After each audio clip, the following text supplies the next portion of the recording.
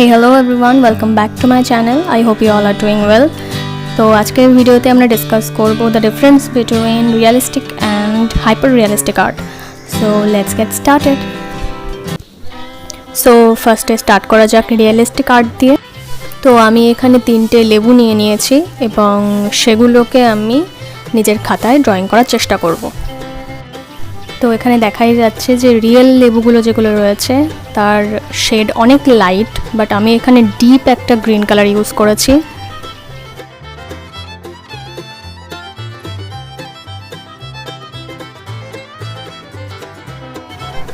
তো আমি এখানে আরও একটু ডিপ শেড নিয়ে শ্যাডোগুলো আঁকার চেষ্টা করছি।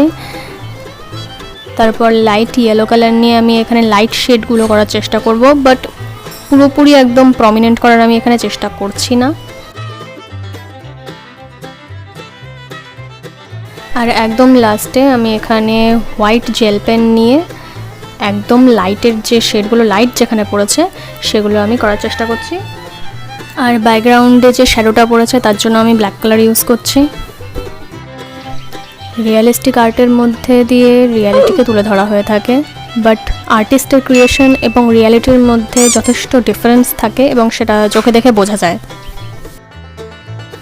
নাও let's talk about hyper realistic art.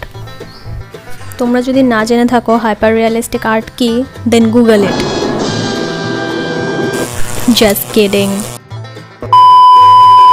So hyper realistic ড্রয়িংয়ে আর্ট এবং রিয়ালিটির মধ্যে ডিফারেন্স প্রচণ্ড কম হয় এবং দুটোকেই সেম মনে হয় দেখে।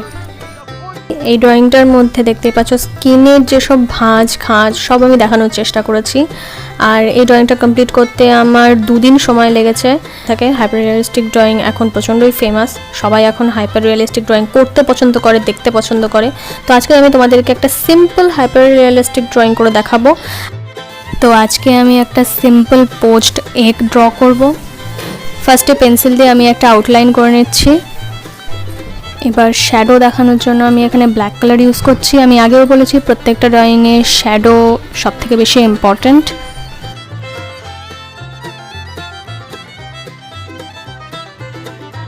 এবার এগ ইয়োগটাকে আমি ইয়েলো কালার দিয়ে করে নেব।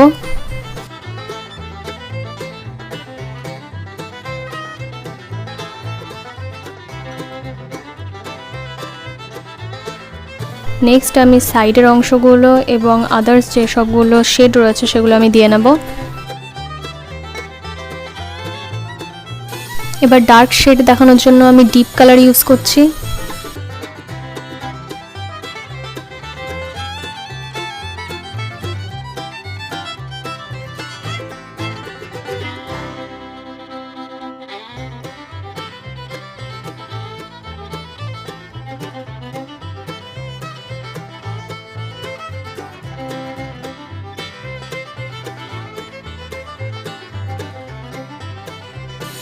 এগ ইয়োকের ওপরে লাইট দেখানোর জন্য আমি এখানে কোনো ধরনের জেল পেন ইউজ করিনি, আমি এখানে ডাইরেক্ট ওয়াটার কালার ইউজ করেছি। হাইপার রিয়েলিস্টিক আর্ট রিয়েলিস্টিক আর্টেরই একটা মডিফাইড ভার্সন। রিয়েলিস্টিক আর্ট অনেক পুরনো, বাট 1970-এর পর থেকে হাইপার রিয়েলিস্টিক আর্টটা বেশি পরিমাণে ফেমাস হয়েছে। তোমরা যদি চাও তাহলে আমি একটা হাইপার রিয়েলিস্টিক পোর্ট্রেট এঁকে তোমাদেরকে দেখাতে পারি, তার জন্য আমাকে কমেন্ট সেকশনে জানাও। আর আজকের ভিডিও এই অবধি।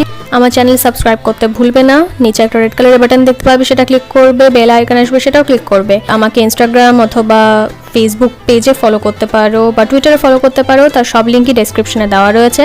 তো আজকের ভিডিও এই অবধি। তোমাদের সাথে দেখা হবে নেক্সট ভিডিওতে। Till then spread love and peace. Bye by.